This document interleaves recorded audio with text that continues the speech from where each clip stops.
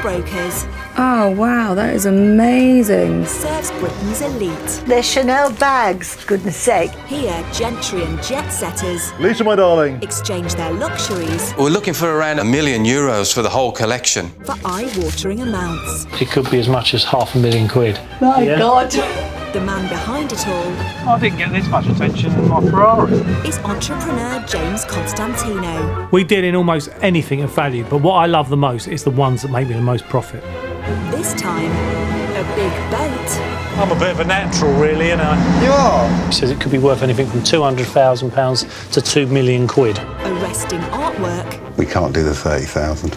and Boss James opens a brand new store in the north. Do you know the way to your shop? It is in Manchester, isn't it? Let's rock it. Welcome to the world Another happy customer. of Posh Pawn.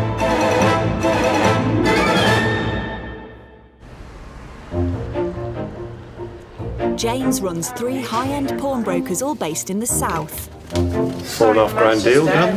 But he's got his sights set on expanding his pawnbroking empire. Right, we're open for business. Let's rock it. Manchester has a brand new pawnbrokers. He just wants to always be able to be doing something different and the next step and the next level. There's a lot of money up there. We're not capturing that audience in the way we should be. Really, we need a physical presence. You remember when I opened it? We've got a few new faces. We've got Catherine Howard and Ben on board. Do I think James is driven by money? Yes, of course he is. Who isn't? Doesn't cost money to smile, you know that. I smile more when you make more money.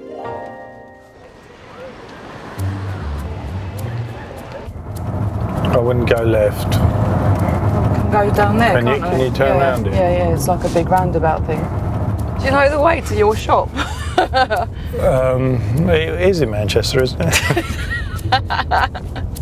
James and fiancée, designer handbag expert Claudia, are on their way to see the new branch in Manchester, fully operational for the first time. I just want a nice, peaceful, calm, cool and collected team of pawnbrokers Nothing's coming up. ready to transact. Brand new scales that I probably don't know how to work. Are you all right with that, Howard? Fine, yeah, just doing my research. Oh, look at this.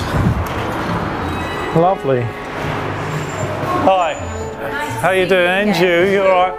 Hi, Howard. You all right, mate? Well, I really like the setup. Yeah, it's nice. It's all fresh. It's new. Yeah, I like it. Right, you got that? Yeah, leave it anywhere you like. Can't have everything. Now the store is up and running, the staff are responsible for evaluating a variety of high-end assets. Just want to get rid of these, please, myself. Right, no problem. Today, trainee assistant manager Ben is getting to grips with a selection of autographs. Wow. I've received an email from a guy called Johnny. He seems to have a good collection of memorabilia here. I have no idea what the significance is of Wembley 66. Howard, do you know what's so important about Wembley 66? England won the World Cup.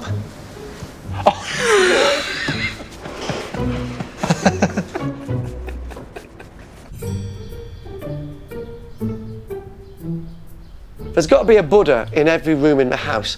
I don't know why. I don't think I'm very religious. Just a Buddha feels like a good karma. Music buff Johnny lives in Morecambe and is something of a collector. I've got a candle fetish. Obsessed with candles. If this house ever caught fire, it'd be the best smelling fire in the United Kingdom. And it'd last for weeks. Merlin, dinner time. This is Merlin the cat. 8 years ago, I walked into a cat sanctuary, and as I closed the door, Merlin the cat meowed at me, and I thought, wow, the cat is talking to me. Little did I know that I jammed his tail in the door. All the ladies love Merlin. A babe magnet, eating machine, but not a loving machine, because he got doctored.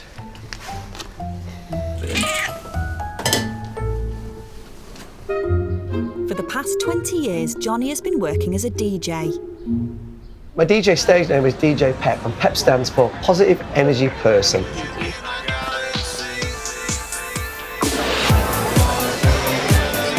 The energy I portray in the DJ box possibly funnels out into the audience.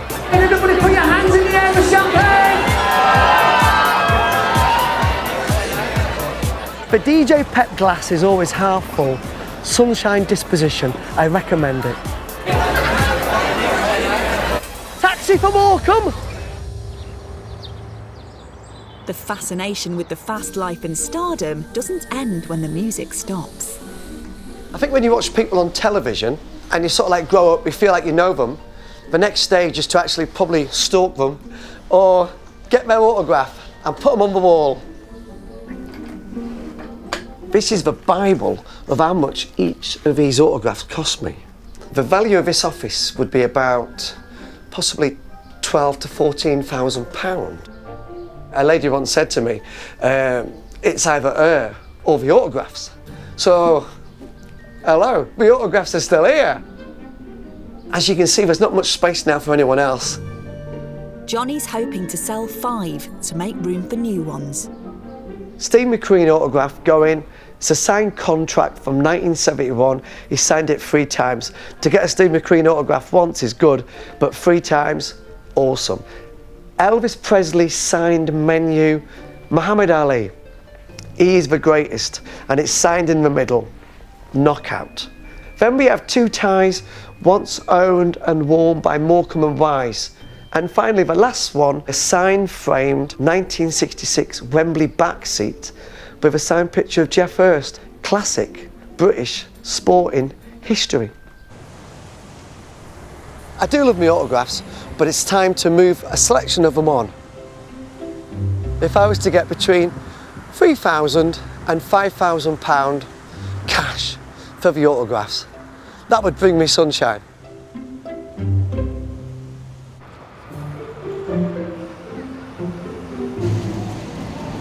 After 7 years in the pawnbroking business, James now boasts a loyal customer base. I've got some items here that I'd like to pawn. Today, he's received a call from a returning client. Cheers, Millie. Thank you. Bye. Lawrence? Yes, James? Do you want me? No, but come in anyway. Do you remember Millie, a client of ours? You can't forget Millie, she's a character. She basically wants to sell this piece of art. So if we can organise the transport over to Weybridge, and then if you want to get over there and have a good look at it and go to work on it. Definitely. OK, I'll get it all organised. Cheers.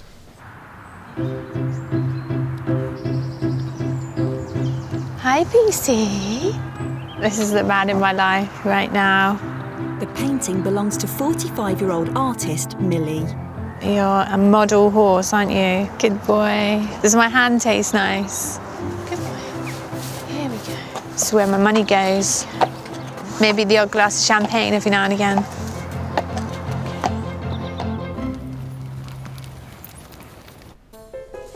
Come on then, you two. Horses are not the only passion in Millie's life. One for you. One for you. I'm a complete cat lover, and I ended up with these 2. Oh, there you go. Got my tools of the trade.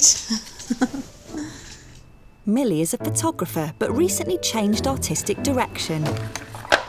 Always a bit of glitter, that's what I love. Well, I've been painting since I was at school. I used to do a lot of portraits when I was younger, but now I've just got into sort of more inspiration from fashion, from nature. It's just going to be my spring, summer painting. When I was painting, I spilled some glitter on the floor, and one of my puppies was licking it up. And honestly, the next day, her poo had glitter in it. Oh my God. See, the puppies always get in the way. I've sold quite a few pieces in LA, and one piece I sold last year to Mel Gibson, which is really amazing. Me and Mel bought me a can of Coke. Don't know why. I don't want to paint in my home anymore. I want to have a studio so that, you know, I've got a bigger space to just go and create bigger pieces of art. I'm just doing this in my lounge at the moment, which is just not good for me and not good for my concentration. So Millie's decided to sell a beloved piece of artwork. This is the painting that I'm selling. As you can see, it's absolutely beautiful. Kerry Darlington piece. Very big, too big for my apartment, unfortunately. It's so beautiful. I love it. I don't really want to sell it, but I need to get on with my passion, with my art, and just this is the only thing that I've really got that's worth a lot of money. It was £30,000, I think, when we bought it, but I wouldn't go any lower than that, otherwise I'd just keep it, so there's no point really. But will Lawrence be able to find a buyer willing to pay the amount that Millie wants? £30,000 is my minimum.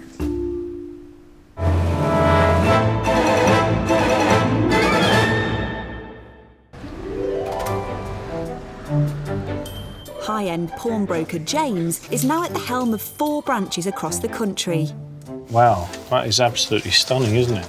I mean, the company has moved forward in leaps and bounds. It's evolving. James has got to move away and leave it down to us. Although James still likes to be very hands-on with his staff. Lawrence. Yes, James. Hi, mate. Come in a sec. Do you still remember the Simon Cowell fan club? Look, what's the matter? Well, This is the Italian collection. you put them on a hot wash or something? Well, I think I did, actually. They look like I've had a row Do with you know, your... I was actually coming to work today thinking, do you know, I look a bit on the old trendy side. Your trousers have had a row with your shoes, mate. I was thinking the dapper English gentleman was the look I was going for. I came in looking, feeling quite good, actually. Now I'm totally demoralised. All right, mate. 3, 4, 5. As long as there is a potential for profit, James is interested. Today he's been offered a unique and very large asset. Anyone like boats? Well, look at that, 60 foot. 60 foot long? Yeah, made in 1927. It's quite historic. I need to see that. Yeah, it's lovely. Does the client want to sell it? He's looking to sell it, but he hasn't got quite a firm handle on the value. He says it could be worth anything from £200,000 to £2 million. Oh, right, so just a small window then. Well, exactly, but it could be a big number for us, though. Yes, very interesting, something different. Yeah. I wear this hat mostly in the winter for obvious reasons, but also it hides up that, you know. But here today, gone tomorrow, as they say. Plumber Dave is the owner of the 60-foot vessel. My lovely little baby over there. She looks lovely in the water.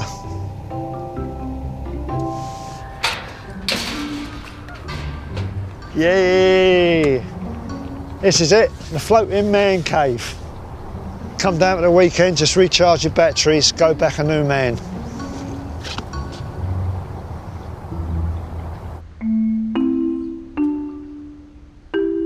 The history of this boat is absolutely fascinating.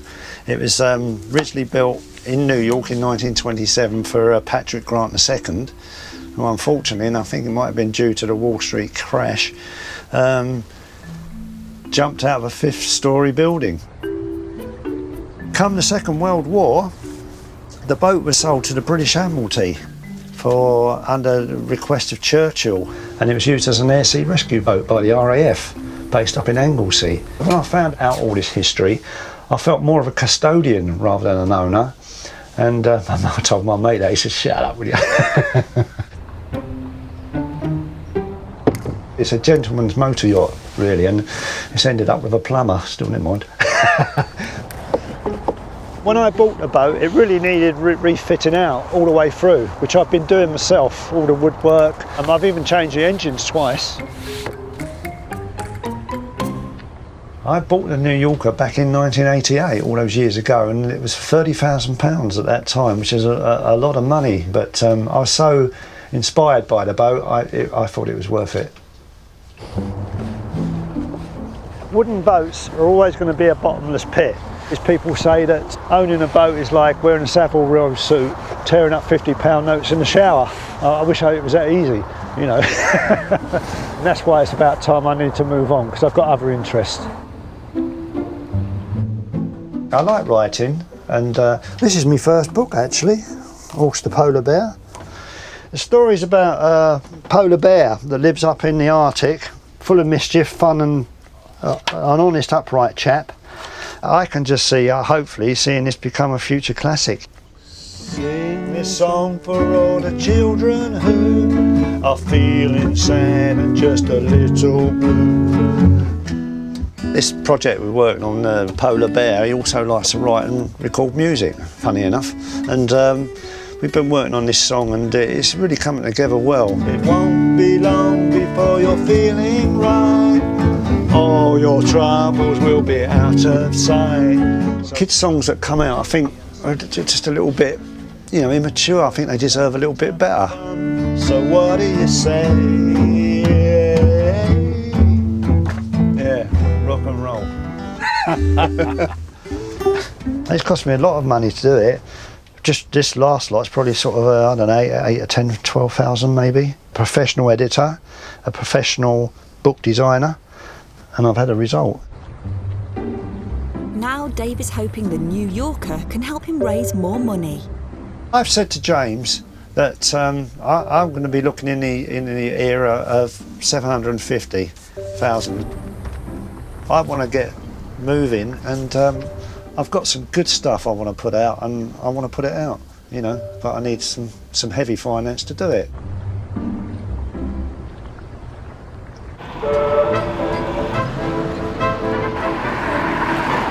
In Manchester, DJ Johnny is dropping his collection of memorabilia into assistant manager Howard for valuation. Hello. Hello. One sec. Now, first of all, oh my God, have a stick of more and walk. Oh, thank you very much. My pleasure. Library. So what kind of figure are you looking for then for all your items? Howard, between £3,000, £4,000, £5,000. Right, so that's quite a broad range, isn't it? Well, give us a few days, Johnny. We'll get back to you very soon. See you later. I hope so. Yeah, cheers. Bye. It takes years to build up memorabilia knowledge, and there is one person in the firm who is unrivalled. Good afternoon, Ron speaking. Hello, Lawrence. It's Howard from Manchester. Hello, mate. How can I help you?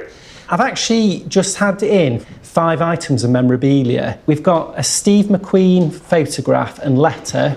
I mean, Steve McQueen is a very valuable photograph. It's a very valuable signature. However, it could possibly be a print. Now, what I would suggest is to get you an expert up there and value it for you. Yeah, that'd be brilliant if we could get somebody up here, yeah. Yeah. Okay. And I'd take it that way first of all. Brilliant. Thank you, Lawrence. Cheers, mate. All right. Cheers, Lawrence. Have a good evening. Bye. And you. Bye. Amongst the items, there might be a hidden gem, and maybe this one could be the one that unlocks the cash for him.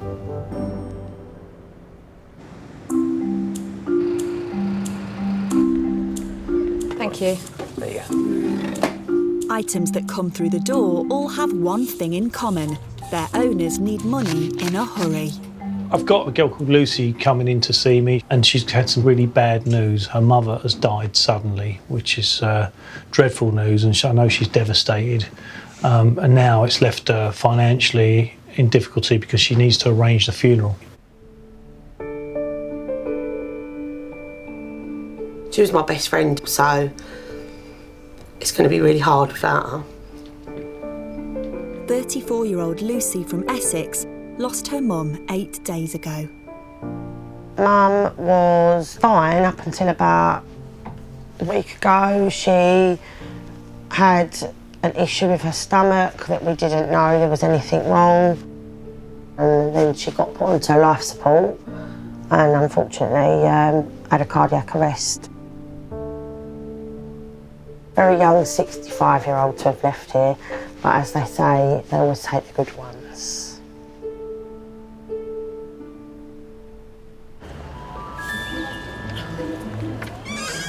Hi Lucy and her mum Babs spent a lot of time together.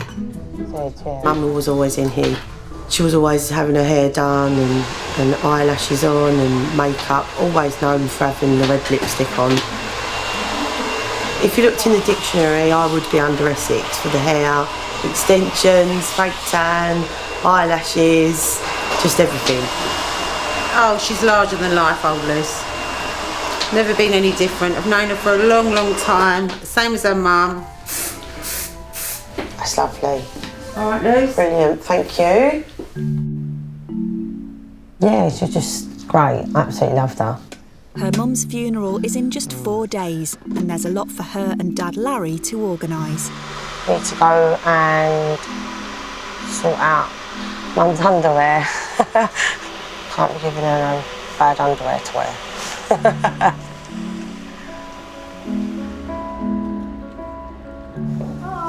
Hello.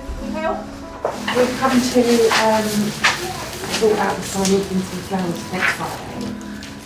I don't think you ever realised how much a funeral's going to cost. So you've got Auntie B, sister, mummy, Babs, wife, all in navy ribbon with navy sprays. Yeah, they are quite expensive. An extra £50 worth of lilies and roses. That's lovely, yeah. To help with costs, Lucy is looking to a collection of rings, one of which she's hoping will raise the cash she needs. This belonged to my nan that she bought many years ago, about 30 odd years ago, and was given to me as a Christmas present about 2 years ago. Absolutely stunning. I need £6 to pay for the funeral, so the ring needs to cover the funeral costs. I don't want to sell it, I just want to pawn it, and obviously once I can get all my money and stuff sorted out, then I'll take it back. I wanted to have the best send off. She was an East End girl. We're having a typical East End buffet with a bit of jelly deals and cockles and a prawn ring, of course, because you couldn't have a party at my mum's house without a prawn ring.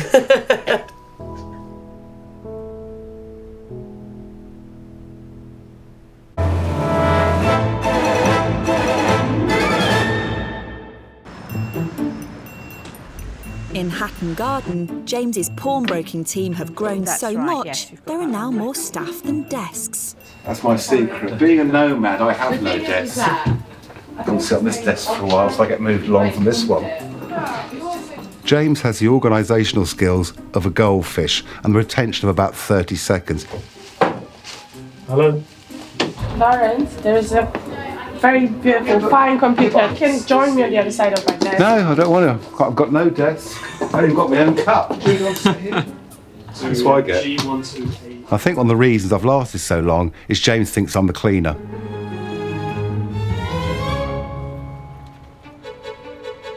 Hi, can I help you, sir? At headquarters, gemologist Alicia is appraising the diamond ring given to Lucy by her grandmother. She wants to raise £6,000 to pay for her mother's funeral. These rings are sort of dress rings, but then some people still use them as engagement rings. The center stone is around 1 carat. The smaller stones are ½ carat each, which gives us 4 or 5 carat in total. It's a good weight. With diamonds, the biggest risk normally is enhancement. If they've been treated to enhance color, clarity, if something has been extracted from the stone to make it look better, you can't actually see it by just looking at the ring. You'd have to investigate it, you'd have to check under the microscope. Michael, I've got this stone, what do you think? Okay. If you could just let me know if it's been enhanced, if there's been any treatment. Yeah. Okay, let's have a look. I don't see anything. No, I think they're fine. Yeah. Okay. Woohoo! Got your approval. Thank you. With these quality stones, the only potential risk is the fact that it doesn't have a certificate, and all of the color clarity that I'm basing the price on is purely my judgment. So this could still go wrong. Really, really, really wrong, actually. But will Lucy's ring be worth enough to raise the £6,000 she needs?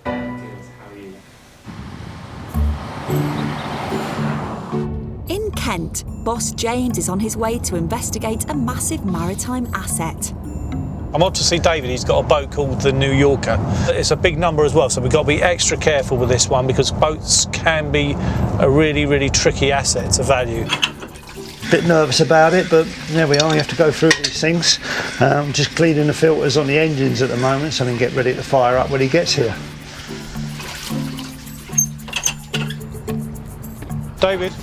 Hello. When I first saw the boat, I thought it was absolutely huge. This is more like a ship than a boat. How are you? You all right? Hello, James. What are you doing? You're fixing it all up before I come along? I'll just clean out the filters, ready to go. Nice. What are they, diesels?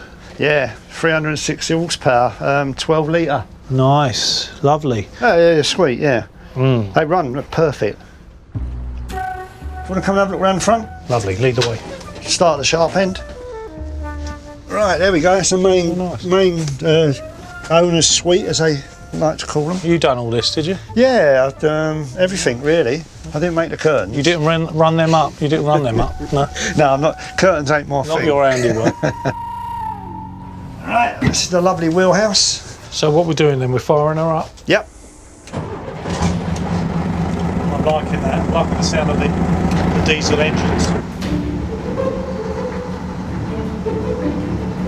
Life on the open seas. Boats aren't really my thing, to be honest with you, and I do suffer a little bit once out on the open waters, but handled really well. Mechanically, I couldn't fault them. Bit of power, that's what I like. Oh yeah. I'll bring her up, James, and then I'll step aside. All right, mate, lovely. Can't wait to get my hands on her.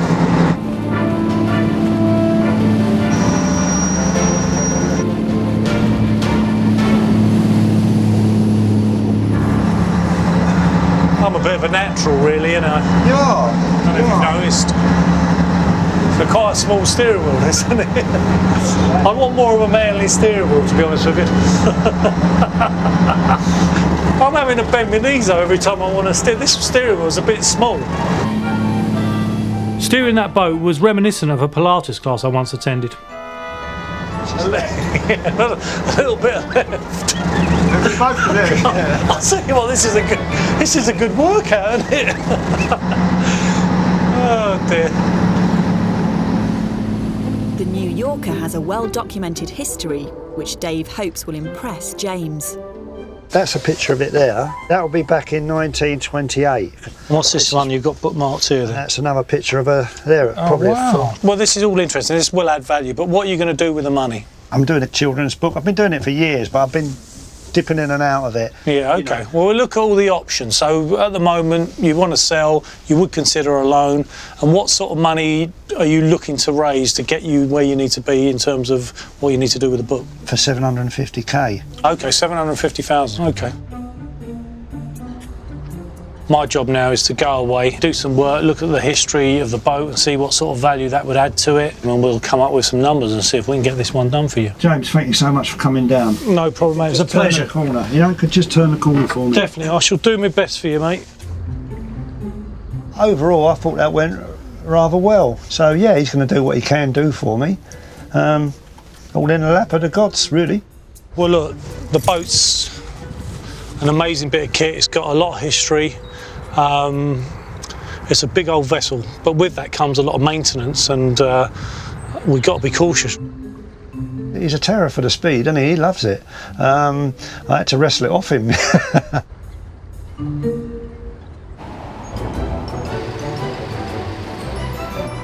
In Manchester, Howard has asked memorabilia expert Andy to look over the items belonging to DJ Johnny.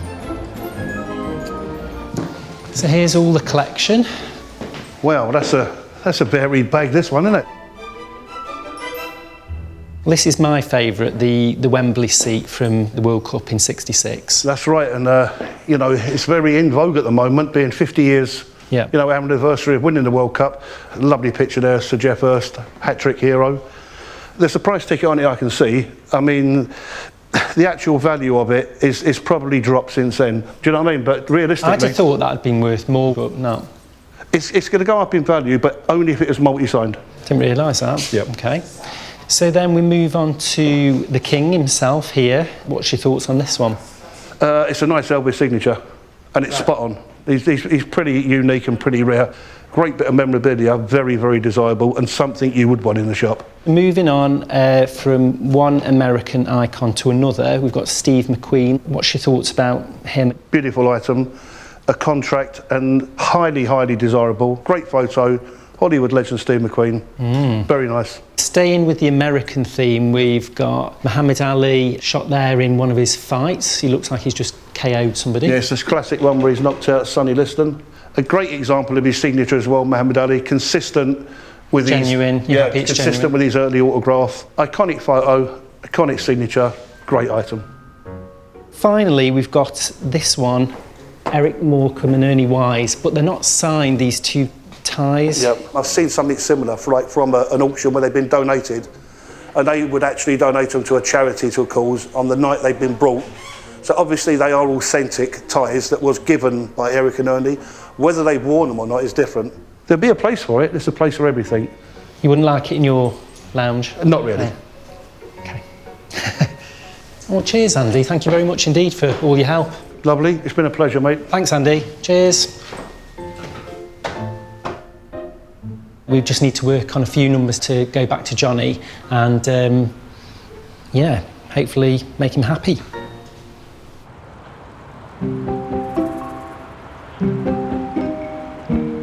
To get more information on artist Millie's Kerry Darlington painting, Lawrence is visiting expert Ben. If we don't get the price right, we could end up losing money, and that made James very unhappy. Good to see you, mate. And you? I've got the... Here to see the Kerry? Yeah, I've got it all ready for you in the studio. Fantastic. The Lady of Shalott. Lovely. It's a beautiful painting. It's part of Kerry's Pre-Raphaelite series of works, of which there aren't that many. Yeah. So it's very unique in that sense. It's also a published original. Yeah. So there are limited edition prints made of this piece, so it's quite a famous painting. Yeah. How do owners feel about that? Because if I bought a painting, I'd say, that's an original, that's in my house, I want it to be a one-off. It's the other way around. Yeah. A published original is a lot more sought after. Having all the unique edition prints out there just makes it more of a celebrated work. My only concern is this piece has never been through auction, which is how we usually make our valuations. Millie's looking for £30,000, which is a lot of money. There's lots of people that would be very, very interested in this painting. It's just finding the right buyer. Thanks for your time, mate. Pleasure. The painting is a really nice piece. I just hope we can get the figure that Millie's looking for, and that is the only issue.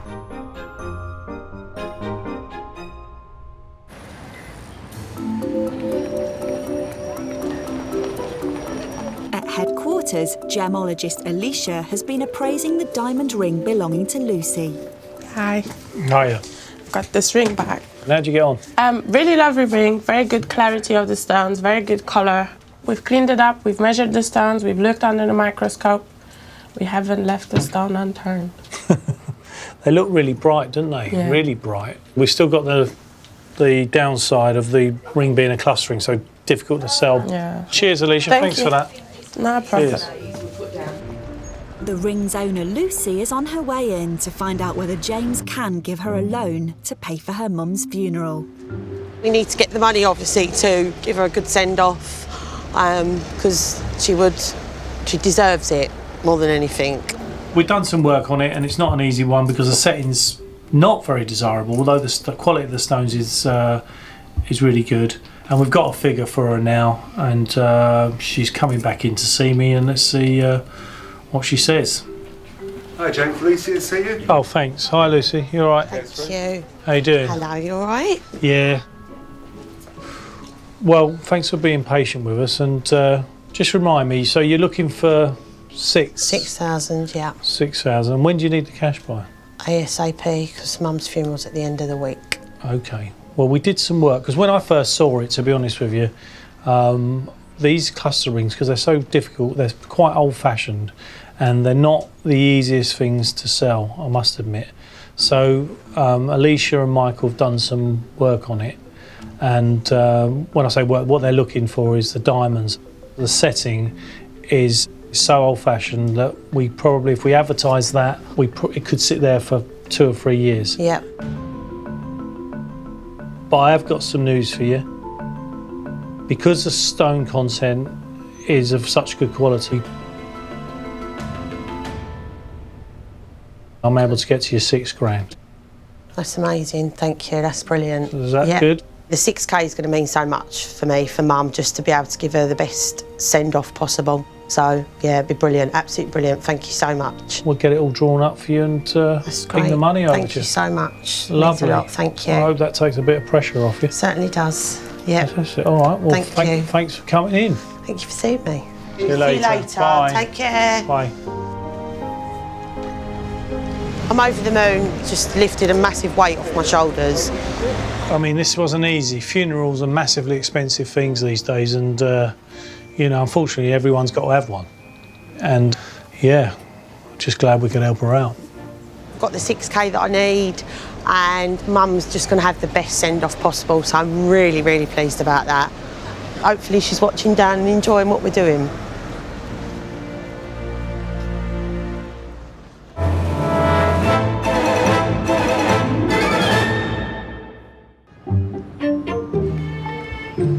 Pawn shop boss James, the daily challenge is how to maximise profits and productivity. These are actually quite good, funny enough. He's recently hired a new chief operating officer to help him achieve this. Me and Deborah are having a nice meeting soon. Sort out a few ongoing issues. Well, the main issue is there's only one of these in the firm. I've only just found out about it. When you've got this, you can do almost anything from your chair. See? Deborah? Yeah? Can I have a quick word? Why is there only one of these here? I have no idea. Well, can you look into it? Does everything, look, everything you want. I need my glasses, just reach over, pick them up. The amount of time we'd save at work if everyone had one of these would be absolutely incredible. You might have time to play with your new friend. I've got work to do.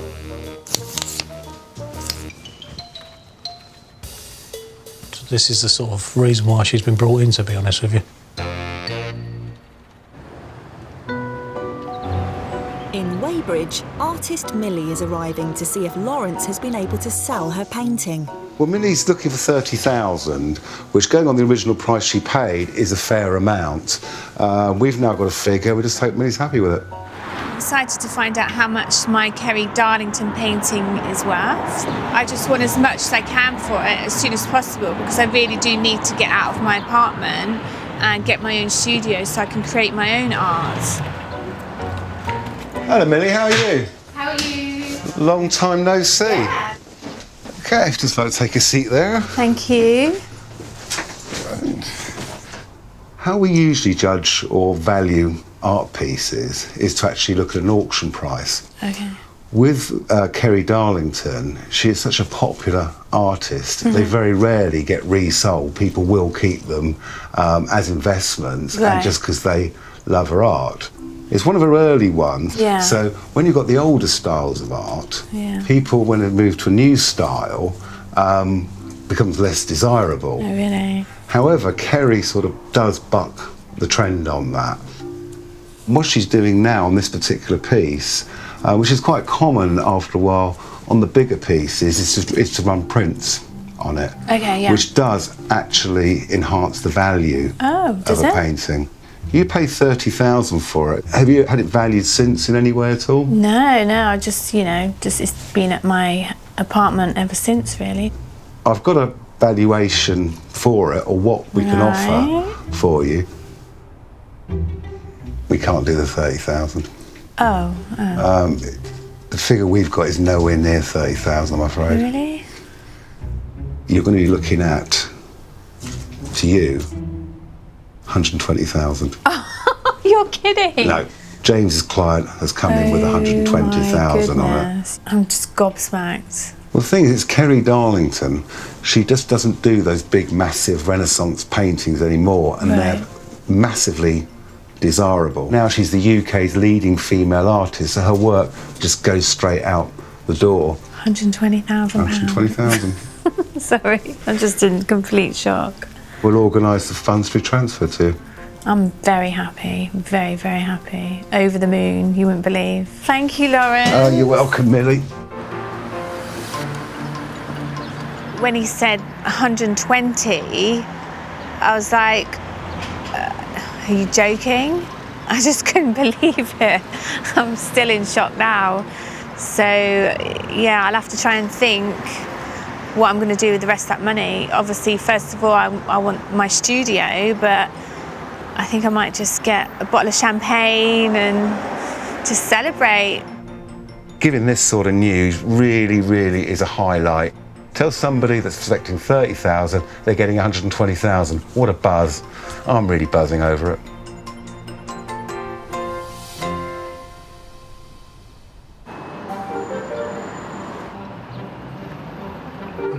At James's new store in Manchester, Howard has been researching the memorabilia belonging to DJ Johnny and is ready to make an offer.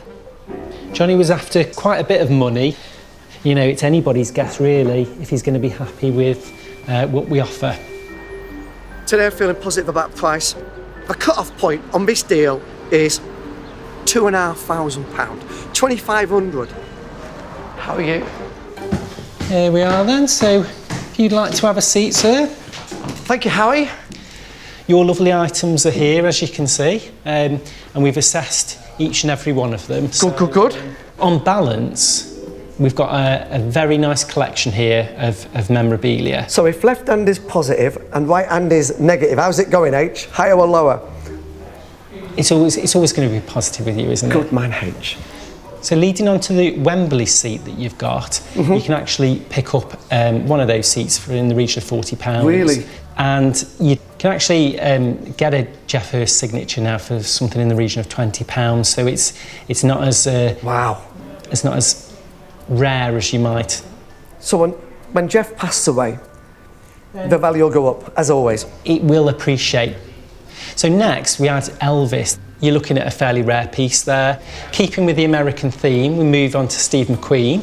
The fact that he actually signed on the contracts itself is a piece of the history of him, and that adds to the value of the item. And of course, then to complete the trio, the ultimate boxer. The ultimate boxer, Muhammad Ali. Again, it's another great piece. All big names there, high value. Big names. On the other side, you've got some lesser, the scales, isn't it? Yeah. Lesser valued items. Nonetheless, we're happy to make you an offer on all 5 items. Thank you, Howie. That's very kind of you. And for all 5, yes, we'd be happy to offer you £1,400. It's interesting. If we do 1,550, we would have a deal.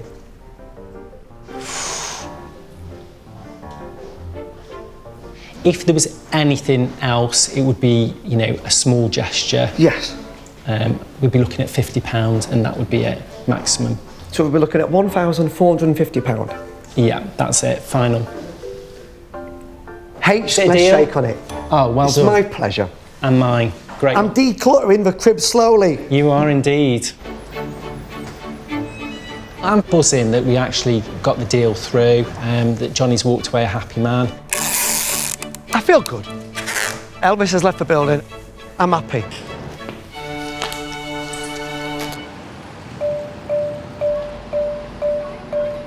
In London's Hatton Garden, Dave, the owner of the New Yorker, is on his way to see James.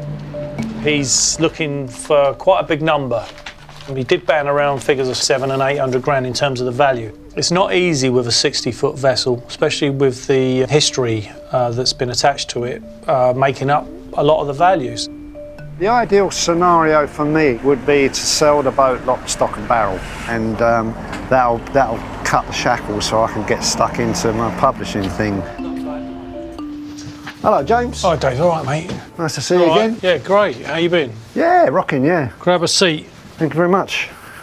So you were looking for 750,000, £750,000 basically. And to get £750,000, to be honest with you, in this market is not going to be easy. Well, look, we did talk to a number of boat dealers and marine surveyors and specialists to help us when it came to coming up with a figure. I'm in a position now where we've got some numbers and I can present you with some news. And at the moment, we haven't sold it for the 750,000. that you're looking for. But what I can tell you Right. is that we are able to present you with a loan for the vessel, and we're able to present you with a loan of £250,000. Really? Yeah. Wow. So if that helps you out, mate. That's a fantastic offer, James, Yeah. yeah. You know it's not going to go overnight, and I know that. It might take a year, it might take 18 months, it could take 3 months. But so that's that buffer. But in the time being, as long as you're happy to keep it on your books, and it's a fantastic offer you've made, then we'll wait for that person to come along. If it doesn't come along, it may well be that I'm successful in the business that I'm doing and just pay you your money back. Fantastic. Well, look, thanks for coming in. Yeah, thank you, James. we'll get it all drawn up and get it all sorted out. Yeah, no worries. Cheers, no mate. worries. You may never see me again. Well, I'm glad we could help you out. Well, Dave seems over the moon. I mean, to offer him £250,000, £250,000, I think we'll get him where he needs to be, and it's a result for him, it really is. Shell shock might be a good word to use. Here I am now, you know, with the finance to do what I really want to do. Next time on Posh Pawn. God, it's so hot, isn't it? This is amazing. Oh my God, I am a little bit aroused, to be honest with you. Blimey. Nice wall, nice wall. He could come in less, or he could come in 20 grand, I just don't know. All right, hold on a minute, Louise. Look at that. Let's have a bit of power, come on.